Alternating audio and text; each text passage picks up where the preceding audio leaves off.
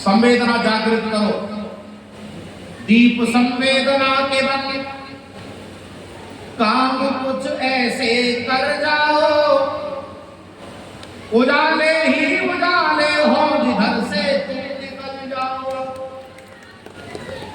दीप संवेदना, ध्यान देना एक एक शब्द पर, आपको आनंद आएगा हर पंक्ति पर। आपको अंदर से प्रेरणा मिलेगी कि हमें कुछ करना है। दीप संवेदना के बन काम कुछ ऐसे कर जाओ, उजाले ही उजाले हो जिधर से तुम निकल जाओ। न भूलो अपने कंधों पर, न भूलो अपने कंधों पर लिए ऋण उन शहीदों का, जो चिरनींद में सोए कफन ओढ़े उम्मीदों का।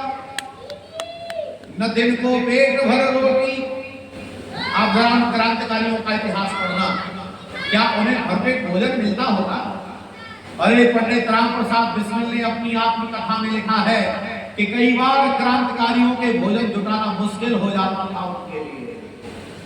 न दिन को पेट भर रोटी, न रातों को चैन से सोए,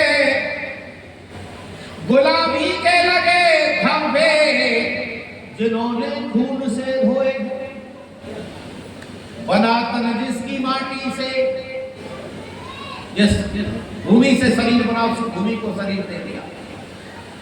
बना तन जिसकी माटी से उसी को तन समर्पित था। अरे गंध जिसकी थी सांसों में उसी को मन समर्पित था। थी कितनी राखियां जिसकी, कितनी बहनें जिनके भाई बलिदान हो गए, कितनी देवियां जिनका सिंदूर काम आ गया, कितनी माताओं ने अपनी कोख राष्ट्र को दे दी। कभी इतिहास पढ़ा करो उनका। थी कितनी राखियां जिसकी विवश सिंदूर रोए थे, पढ़ो तुम दर्द की भाषा, राष्ट्रहित कितने खोए थे। चलो उन्मुख होठों के, चलो उन्मुख होठों के सिसकते गान बन जाओ, उजाले ही उजाले हो जिधर से तुम निकल जाओ। कैसा वातावरण बने मेरे देश का, तब आनंद आएगा। आज समाज चाहता है ऐसा वातावरण बने। नहीं सागर कोई भी मार्ग मेरे राम का रोके, शब्दों पर ध्यान देना। नहीं सागर कोई भी मार्ग मेरे राम का रोके, न कोई कंसिया शिशुपाल मेरे कृष्ण को टोके। न टूटे कोई सत्याग्रह मेरे भारत के प्यारे का, न कोई अंश ले पाए मेरी मां की धरोहर का। हमारे ऋषि दयानंद को, हमारे ऋषि दयानंद को न कोई विष पिला पाए, मिर्जानंद श्रद्धानंद फिर इस भूमि पर आए। सजग हो राष्ट्र के प्रहरी, अरे बोलो कौन है हम लोग? राष्ट्र के सजग हो राष्ट्र के प्रहरी, नमा टुकड़ों में बट जाए, निमंत्रण दे जो गारी को प्रथम जय चंद मिट जाए। कुदृष्टि देश पर डाले, कोई भी व्यक्ति राष्ट्र के प्रति, देश के प्रति गलत नजर रखता है तो हमको क्या करना है? कुदृष्टि देश पर डाले तो तुम बलिदान बन जाओ, उजाले ही उजाले हो जिधर से तुम निकल जाओ। एक उद्घोष, राष्ट्र रक्षा किस कीमत पर? तो उत्तर है किसी भी कीमत पर। अरे बोलो, राष्ट्र रक्षा किस कीमत पर? किसी भी कीमत पर, किसी भी कीमत पर। चाहे तन देना पड़े, चाहे धन देना पड़े, चाहे परिवार देना पड़े, चाहे कुछ भी देना पड़े, लेकिन राष्ट्र सुरक्षित होना चाहिए। और एक उद्घोष अपने मन में, हम रहें चाहे ना रहें, पर देश रहना चाहिए। ऐसी भावना के साथ अगर उठोगे तो निश्चित रूप से कल्याण होगा। प्यारे बंधुओं, अगर आप सही में कल्याण चाहते हो तो प्रचार करो, आर्य समाज के सिद्धांतों का प्रचार करो। आर्य समाज चाहता है कि भारत देश में एक ही मत रहना चाहिए, एक ही धर्म रहना चाहिए, और वैसे भी धर्म एक ही होता है। वैसे भी धर्म एक ही होता है। हिंदू, मुस्लिम, जैन, बौद्ध, ईसाई, पारसी, यहूदी ये धर्म नहीं होते। ये मत हैं, पंथ हैं, फिरके हैं, संप्रदाय हैं। इनके रहते शांति नहीं होगी। केवल एक धर्म चाहिए जिसका नाम है सत्य सनातन वैदिक धर्म, तब जाकर के शांति होगी। इसीलिए प्रचार करो और लोगों को बताओ, धर्म कैसा है। सर्वे भवन्तु सुखिनः। अरे बोलो जोर से, सर्वे भवन्तु। ये धर्म है हमारा, कोई किसी के साथ परेशानी नहीं करेगा। अगर सनातन धर्म विश्व में स्थापित होगा तो विश्व में शांति होगी, और अगर कोई और चलेगा तो विश्व में शांति होने वाली। नोट करते जाओ प्यारे बंधुओं। इसीलिए गांव गांव जाओ। मैं आर्य समाज रक्सौल के लोगों से निवेदन करूंगा, आपने बड़े उदार हृदय से बहुत खर्चा किया है, पर इसका एक हिस्सा खर्चा आप गांव-गांव के प्रचार में लगाएंगे, ऐसी मैं आशा करता हूं। सारे लोग मिलकर के योजना बनाओ, गांव के लोगों से प्रार्थना करो, आप इकट्ठे हो जाओ। बस आपको कुछ नहीं करना है, खर्चा हम करेंगे। गाड़ी में जाओ, घी सामग्री समिधा लेकर जाओ। आपके पास पुरोहित जी बहुत बढ़िया तपस्वी व्यक्ति हैं, आपके पास भजन गाने वाले भी हैं, प्रचार करने वाले भी हैं, तो गांव गांव प्रचार करो और उनसे कहो कि तुम जितना दान कर सको आर्य समाज करो।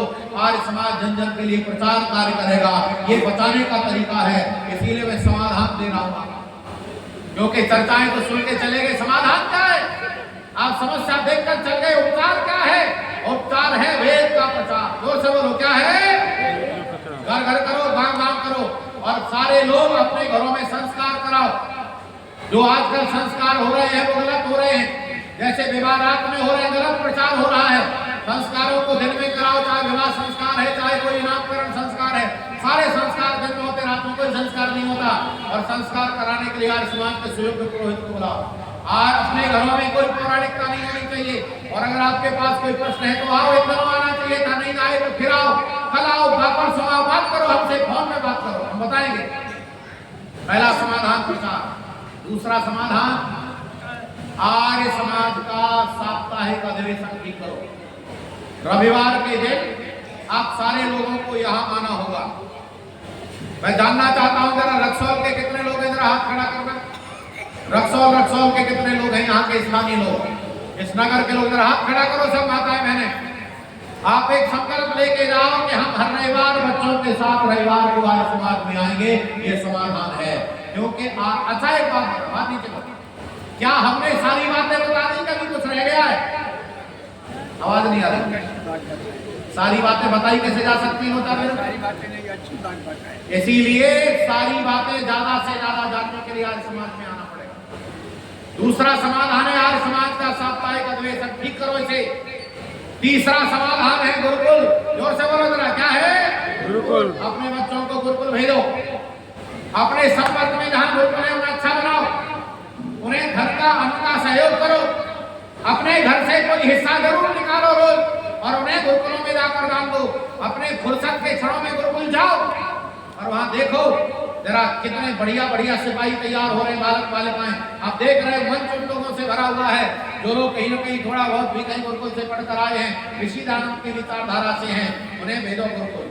बच्चों को गुरुकुल नहीं भेज सकते तो चौथा पांचवा समाधान सुनते जाओ। समाधान है आर्यवीर दल। जोर से बोलो जरा, क्या है? आर्यवीर दल। अपने बच्चों को इकट्ठा करो, गांव में, स्कूल में इकट्ठा करो, स्कूल कॉलेज में जाओ और वहां बच्चों को बताओ शारीरिक स्वास्थ्य कैसे ठीक रहेगा, चरित्र क्या होता है, राष्ट्र क्या होता है, कर्तव्य क्या होता है, माँ बाप के प्रति कैसा कर्तव्य होता है, और महिलाओं के प्रति हमारा क्या उत्तरदायित्व है, राष्ट्र के प्रति हमारा क्या समर्पण है, ये बताओ जरा नौजवानों को। और जिस दिन भारत का नौजवान इन चारों पांचों समाधानों के बीच में आएगा, उस दिन देश का नक्शा बदलने में देर नहीं लगेगी। एक बात कहकर विराम करना, आजकल लोगों को छपाई रोग लगा हुआ। छपाई रोग समझते हैं? मोबाइल फोटो खींचना और डालना, चाहे काम हो तो हो, बस कार्यक्रम युवा पर डाल दिया। सुभाष चंद्र बोस, उनकी सेना काम कर रही है, आजाद हिंद फौज ने बहुत काम किया। तब एक दिन एक अधिकारी आया और क्या कहता है? अधिकारी कहता है, नेताजी हमारी सेना बहुत काम कर रही है, एक काम करो, किसी को इतिहास लिखाने पर लगाओ। किसी को इतिहास लिखाने पर लगा, इतिहास लिखेगा, नई पीढ़ी को पता चलेगा सेना ने क्या काम किया। तो सुनो सुभाष चंद्र बोस का जवाब सुनते जाओ। सुभाष चंद्र बोस ने बड़ी गंभीरता से कहा, तुम ठीक कहते हो, पर तुम हमें इतिहास बनाने दो, अरे लिखने का काम कोई और कर लेगा। अरे बोलो जरा, लिखने का काम। लेकिन आज के लोग लिखने का काम पहले करते, इतिहास बने ना बने। इसीलिए मेरा निवेदन है आर्य समाज के लोगों से, आपने बड़ा सुंदर भाव पुरुषार्थ करके आर्य समाज का एक कार्यक्रम किया है। हमने यहाँ एक संदेश देने का प्रयास किया है कि हम सबको उन बातों का समर्थन करना पड़ेगा, चाहे सरकार करती हो, चाहे लोग करते हो, जिनसे राष्ट्र को लाभ हो रहा है, और उन बातों का विरोध करना पड़ेगा जिनसे राष्ट्र को हानि होने वाली है। और आर्य समाज का प्रचार इसीलिए जरूरी है क्योंकि आर्य समाज राष्ट्रवादी संगठन है, आर्य समाज मानवतावादी संगठन है। प्यारे बंधु, मैं आपको ढेर सारी फिर से शुभकामनाएं देता हूँ एक अच्छे कार्यक्रम के लिए, और आप सभी का हृदय से धन्यवाद करता हूँ, और विशेष करके आप सभी श्रोताओं का धन्यवाद करता हूँ। आपने बहुत देर तक सभी उपदेशकों को आपने अच्छे से सुना है। मैं हृदय की गहराइयों से सभी उपदेशकों की ओर से आप सभी का धन्यवाद करता हूं, और साथ ही साथ सभी आर्य समाज के अधिकारियों का, जो आप आजकल अपना घर नहीं देख रहे हैं, सुबह ही बेचारे आते हैं, सुबह से शाम हो जाती है, शाम से रात हो जाती है, और कई बार तो घर में बहुत देर रात को पहुंचते हैं और बहुत परिश्रम कर रहे हैं। एक बार फिर से अभिनंदन करो आर्य समाज के सभी अधिकारियों का, ताली बजा करके, और मैं सभी का धन्यवाद करते हुए अपनी वाणी को विराम देता हूं, और आशा नहीं बल्कि विश्वास है कि आप सब लोग निश्चित रूप से इस कल्याणकारी मार्ग का अनुसरण करेंगे। इन्हीं शब्दों के साथ वाणी को विराम। धन्यवाद आचार्य हरिशंकर अग्निहोत्री महाराज को। बंधुओं, समाज मोतिहारी नरकटियागंज मवड़ी नहीं चाहते हैं कि प्रचार हो, ये लोग चाहे तो क्या नहीं हो सकता है। बंधुओं, निवेदन करूं, ठीक बात। आज से 150 वर्ष पूर्व महर्षि स्वामी देवदयानंद माणिकराव की वाटिका मुंबई महाराष्ट्र में आर्य समाज की स्थापना किए। 150 वर्ष पूरा होने के बाद अंतर्राष्ट्रीय विश्व महासम्मेलन इसी अक्टूबर 30, 31, 1 और 2 नवंबर तक दिल्ली रोहिणी पार्क में त्रिठाला मेट्रो स्टेशन के बगल में होने जा रहा है। उसमें बड़े धूमधाम से लोग जा रहे हैं।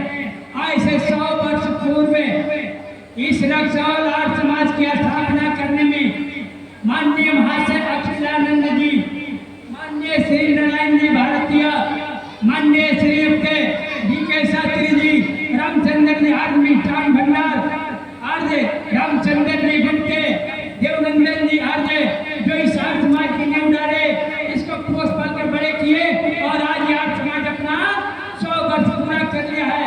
आइए शांति पाठ के साथ धन्यवाद ज्ञापन।